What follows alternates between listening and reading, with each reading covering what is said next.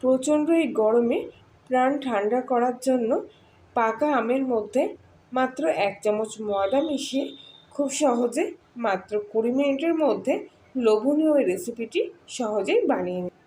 তার জন্য প্রথমেই আমি এখানে 2টো পাকা আম নিয়ে নিয়েছি। প্রথমেই আমি আমের খোসা ছাড়িয়ে নেব। এবারে আমগুলো স্লাইস করে কেটে নেব।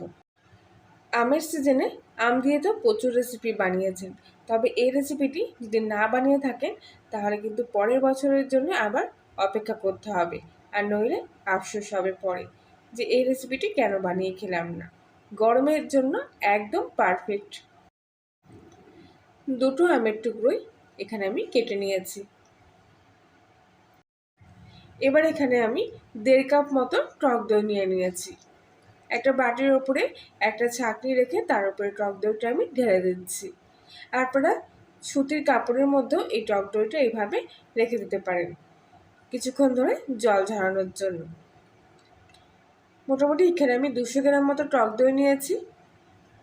আর দেখুন অলরেডি টক দই থেকে জল ঝরতে শুরু করেছে। এইভাবে কিছুক্ষণ আমি এই অবস্থায় রেখে দিচ্ছি। আর ততক্ষণে আগে থেকে যে পাকা আমের স্লাইসগুলো কেটে রেখেছিলাম তার মধ্যে আমি দিয়ে দেবো 1 চামচ মতো ময়দা।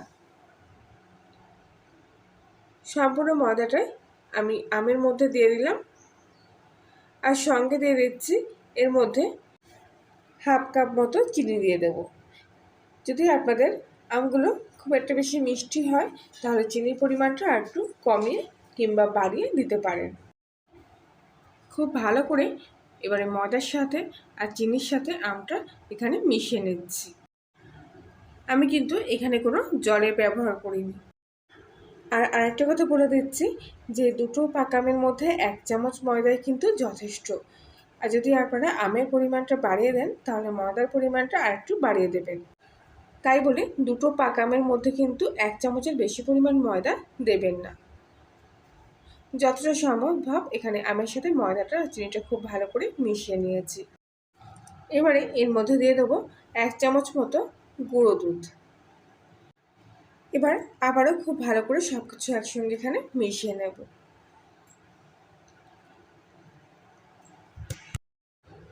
অবশ্য গুঁড়ো দুধটা সম্পূর্ণই অপশনাল, আপনারা দিতেও পারেন নাও পারেন, তবে আমার মনে হয় গুঁড়ো দুধটা এর মধ্যে দিলে পরে রেসিপিটির স্বাদটা আরও সুন্দর হবে, খেতেও ভালো লাগবে। কিছুক্ষণ ধরে মেশানোর পরও কিন্তু আমের টুকরোগুলো দেখুন এখনও এরকম আস্তে আস্তে হয়ে আছে, সেই জন্যে আমি মিক্সিং গ্রাইন্ডারের মধ্যে এই সমস্ত পেস্টটা নিয়ে নিচ্ছি, নইলে এগুলো মেশাতে সময়টা আরও বেশিক্ষণ ধরে লাগবে। আর মিক্সিং জার দিলে খুব তাড়াতাড়ি হয়ে যাবে। আর আগে থেকে যে দইটা আমি জল ঝরাতে দিয়েছিলাম দেখুন কতটা জল এই টক দই থেকে বেরিয়েছে। এবারে এই জল ঝরানো টক দইটাও আমি এই মিক্সিং জারের মধ্যে নিয়ে নিচ্ছি। আমের পেস্টটা যখন করব তার সাথে একেবারে টক দইটাও পেস্ট করে নেব, তাহলে খুব তাড়াতাড়ি তৈরি হয়ে যাবে। এবারে ঢাকা দিয়ে আমি পেস্টটা তৈরি করে নেব। আমের সাথে টক দইটাও এখানে দেখুন কত সুন্দর মাখনের মতো একেবারে পেস্ট হয়ে গেছে। ব্যাটারটা ঠিক এরকম হবে, দেখুন একটুকু কিন্তু জল ব্যবহার করিনি আমি, তাতে দেখুন কত সুন্দর ব্যাটার তৈরি হয়েছে। এবারে একটা টিনের বাটি এরকম নিয়ে নিয়েছি, তাতে সামান্য তেল খুব ভালোভাবে ব্রাশ করে নিচ্ছি। আপনারা যে কোনো কেক টিনের মধ্যেও এটা করতে পারেন। আর ওপর থেকে একটা কাগজ এইভাবে বাটির মধ্যে বসিয়ে দিচ্ছি, কাগজের ওপরও আমি এইভাবে তেল ব্রাশ করে নেব। এবারে আগে থেকে যে ব্যাটার তৈরি করে রেখেছিলাম আমের, সেই ব্যাটারটা সম্পূর্ণটাই আমি বাটির মধ্যে নিয়ে নিচ্ছি। বাটিটা এইভাবে ধরে একটু ট্যাপ ট্যাপ করে নিতে হবে, যাতে ভিতরে কোনো এয়ার বাবলস না থাকে। একটা চামচের উল্টো পিঠ দিয়ে খুব ভালোভাবে ওপরটা এইভাবে সমান করে নিচ্ছি, নইলে ওপরটা একেবারে এবড়ো খেবড়োর মতো ছিল, দেখতে ভালো লাগতো না। একটা কড়াইয়ের মধ্যে সামান্য কিছুটা জল গরম করতে বসিয়ে দিলাম। এবারে এর মধ্যে একটা স্ট্যান্ড উল্টো করে বসিয়ে দিলাম। সোজা করে বসালে অনেকটা উঁচুতে হয়ে যাচ্ছিলো, সেই জন্য স্ট্যান্ডটা উল্টো করে বসে এর ওপরে আমি বাটিটা বসিয়ে দিলাম ঠিক মাঝ বরাবর অবস্থায়। এবারে কড়াইটা ঢাকা দিয়ে দিচ্ছি। এবার গ্যাসের ফ্লেমটা লো টু মিডিয়াম আঁচে রেখে আমি 20 মিনিট মতো এই অবস্থায় ঢাকা দিয়ে রেখে দেবো।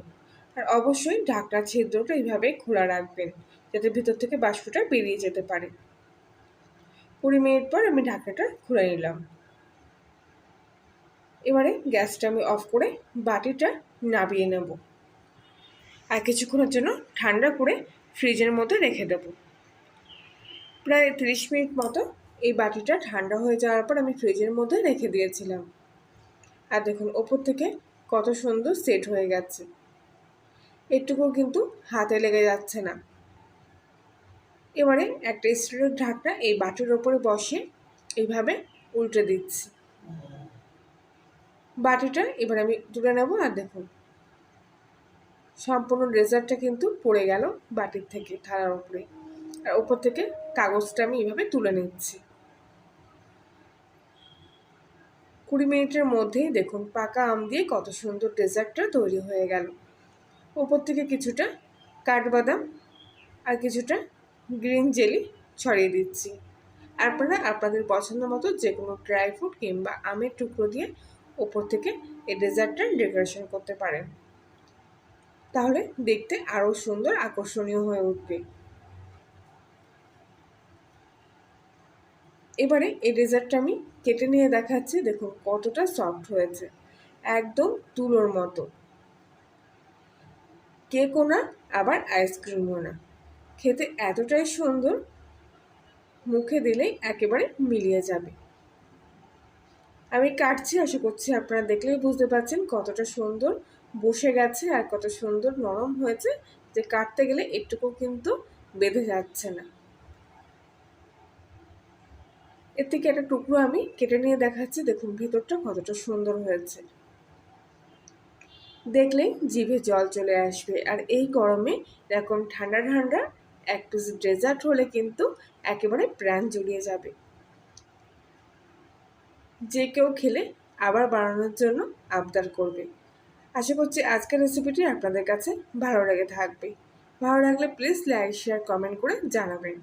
আর আপনি যদি কলিনের রান্নাঘর নতুন সদস্য হয়ে থাকেন তাহলে প্লিজ চ্যানেলটি সাবস্ক্রাইব করে পাশে থাকবেন, আর পাশে বেল আইকনটি প্রেস করবেন নতুন কোনো ভিডিওর আপডেট পাওয়ার জন্য। তাহলে বন্ধুরা আজকের মতো এই পর্যন্তই, আবার দেখা হচ্ছে অন্য একদিন। ততক্ষণ সবাই ভালো থাকবেন, সুস্থ থাকবেন, সাবধানে থাকবেন।